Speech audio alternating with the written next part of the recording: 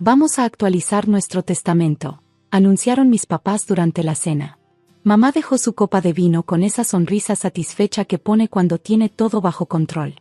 Mañana tenemos cita con el abogado. Ya era hora, dije, girando la pasta con el tenedor. Llevan años diciendo eso.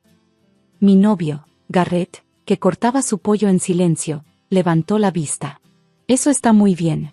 La planificación patrimonial es importante. Papá sacó una tarjeta de presentación de su cartera y la deslizó sobre la mesa. Nos lo recomendaron los Richardson. Se supone que es el mejor en esto. Muy discreto, muy profesional. Garrett tomó la tarjeta. Vi cómo su expresión cambiaba, ese cambio sutil cuando algo no cuadra. Su mandíbula se tensó, apenas perceptible. Michey Graves, abogado en planificación patrimonial, leí por encima de su hombro. Suena lo suficientemente profesional. No es abogado, dijo Garrett en voz baja. Papá soltó una carcajada fuerte, de esas que usa cuando cree que alguien está exagerando. Claro que lo es. Los Richardson llevan años con él. Acaban de actualizar todo su plan patrimonial. No, dijo Garrett, sacando su celular. Sé perfectamente quién es. El ambiente en la mesa cambió de inmediato. La sonrisa de mamá desapareció. ¿De qué hablas? Garrett tecleó rápidamente y giró el teléfono hacia nosotros. Una nota periodística llenaba la pantalla. El encabezado me hizo que se me helara la sangre. Es director de funeraria sentenciado a 20 años por estafa masiva de herencias. La foto mostraba al mismo hombre de la tarjeta, solo que ahora con un uniforme naranja. Eso es imposible, dijo papá, pero su voz ya no sonaba segura. Aquí dice Malcolm Fitzgerald. La tarjeta dice Michey Graves. Es la misma persona, dijo Garrett, desplazándose hacia abajo. Mira la cicatriz sobre la ceja izquierda. La nariz chueca. Salió de prisión hace 6 meses. Supongo que ya volvió a lo suyo. Mamá se puso pálida. Pero los Richardson. Tomé el teléfono de Garrett y leí con desesperación. Malcolm Fitzgerald había dirigido una funeraria en Phoenix por 15 años. Durante ese tiempo, se ganó la confianza de familias en duelo y les vació las cuentas. Se hizo pasar por abogado, asesor financiero, incluso consejero de duelo. Lo que fuera necesario para tener acceso a dinero y propiedades. Robó más de $12 millones, leí en voz alta. Convenció a clientes ancianos de firmarle poderes legales. Falsificó testamentos. Incluso vendió propiedades mientras sus dueños aún vivían. Los Richardson, repitió mamá, ahora con voz más baja. Dios mío. Janet no me ha contestado las llamadas en 2 semanas. Garrett ya estaba marcando. Voy a llamar a mi amigo del FBI. Trabaja en crímenes financieros. El FBI. Papá se levantó tan rápido que su silla rechinó. No exageremos. Señor Davidson, ¿cuándo fue la primera vez que este abogado los contactó? Preguntó Garrett, poniendo el altavoz mientras sonaba el tono. Él no nos contactó. Nosotros lo buscamos por medio de... Papá se quedó callado y miró a mamá. Por medio del seminario sobre planificación patrimonial, terminó mamá. En el centro comunitario. Él era el expositor principal. Sentí un escalofrío.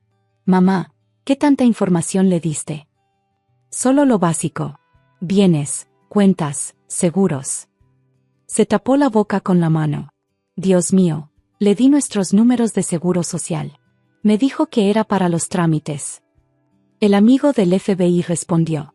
En cuestión de minutos, nos conectó con el departamento correcto.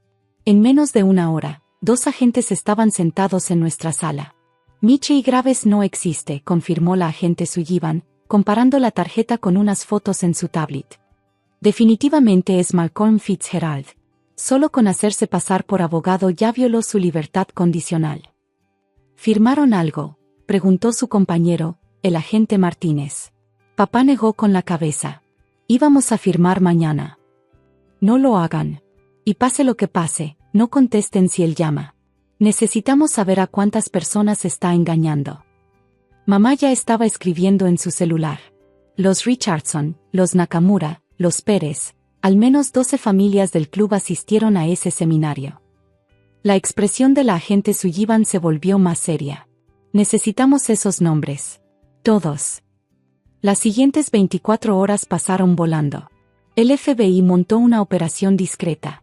Descubrieron que Fitzgerald había rentado una oficina con su nombre falso, con diplomas falsos en la pared. Llevaba 3 meses operando, enfocándose en jubilados adinerados con seminarios gratuitos sobre planificación patrimonial.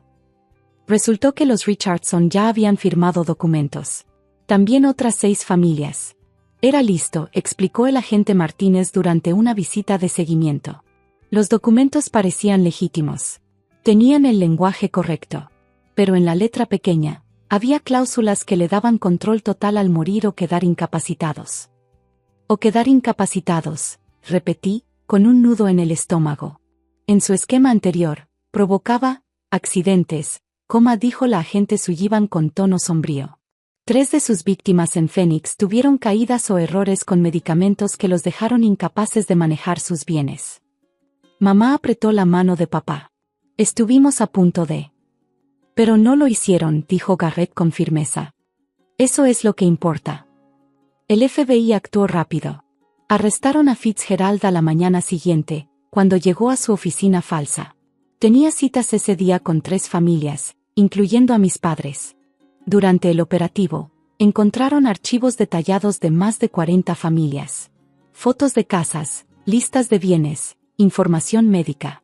Había estado construyendo perfiles, determinando a quién valía la pena atacar y cómo.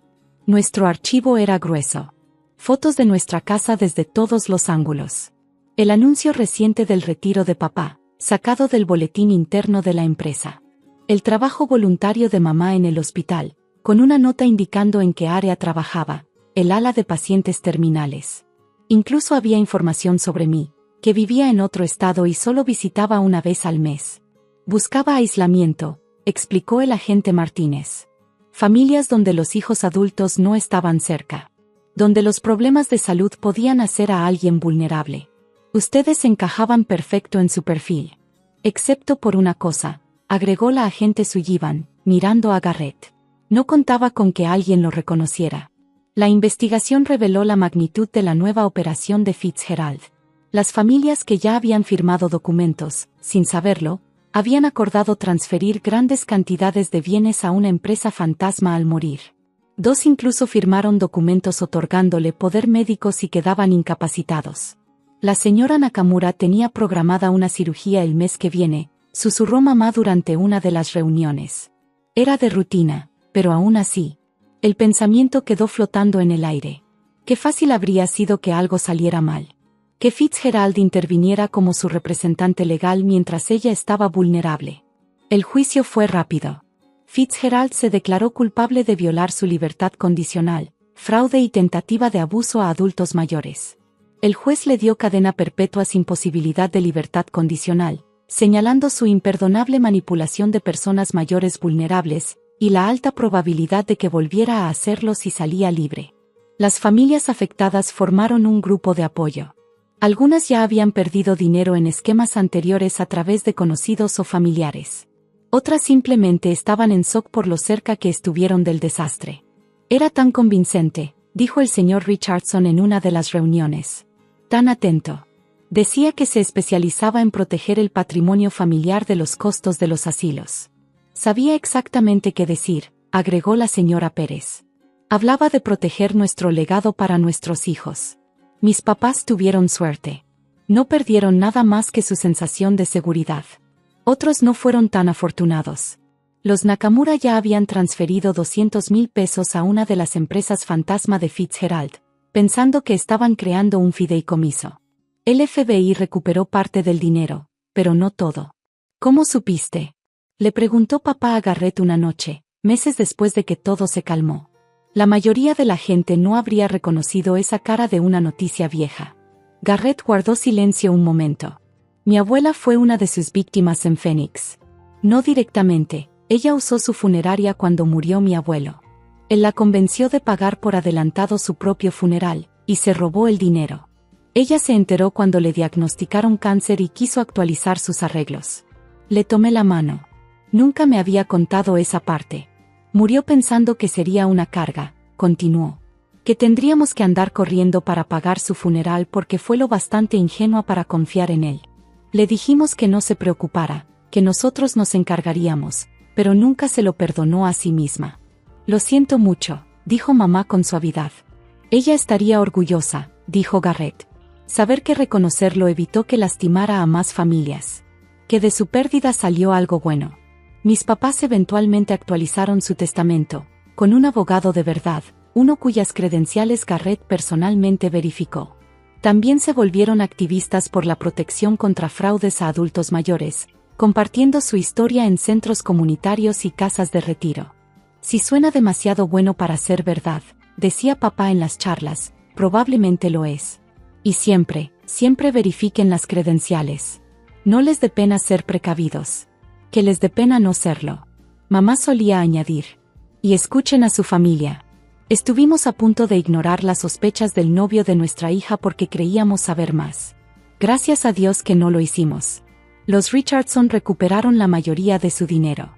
Los Nakamura, aproximadamente la mitad. Otros que habían sido víctimas de estafas anteriores de Fitzgerald recibieron parte de la restitución gracias a bienes incautados por el FBI. Pero la verdadera victoria fue detenerlo antes de que pudiera ejecutar todo su plan. Antes de que se activaran los testamentos falsos. Antes de que ocurrieran los accidentes. Antes de que familias enteras fueran destruidas por alguien que veía el dolor y la vulnerabilidad como oportunidades. Nos salvaste, le dicen mis papás a Garrett cada vez que lo ven. Ustedes se salvaron solos, responde él. Escucharon. Actuaron. No dejaron que el orgullo o la vergüenza los detuvieran para pedir ayuda. Pero yo sé la verdad. Si Garrett no hubiera reconocido esa cara, si no hubiera recordado ese artículo de hace años, si no hubiera hablado en esa cena, mis papás podrían haber entrado a esa oficina al día siguiente y haber firmado su vida entera. A veces, la salvación viene de los lugares más inesperados. A veces no se trata de lo que sabes, sino de quien recuerda. A veces una simple conversación durante la cena familiar puede ser la diferencia entre estar a salvo o caer en una catástrofe. Mis papás guardan ahora la tarjeta del amigo del FBI de Garrett en el cajón de la cocina. Justo al lado de la información del abogado de verdad. Un recordatorio de que la vigilancia es el precio de la seguridad. Que confiar en tu instinto, o en el instinto del novio de tu hija, puede salvarlo todo. La tarjeta falsa de Miche y Graves, abogado en planificación patrimonial, está ahora en una bóveda de pruebas del FBI. Un pequeño pedazo de cartón que casi destruye decenas de vidas. Prueba de que los depredadores no siempre se ven peligrosos. A veces se ven útiles. A veces se ven profesionales. A veces se ven exactamente como lo que crees necesitar. Hasta que alguien que sabe más mira más de cerca. Hasta que alguien dice, ese no es un abogado. Hasta que alguien escucha.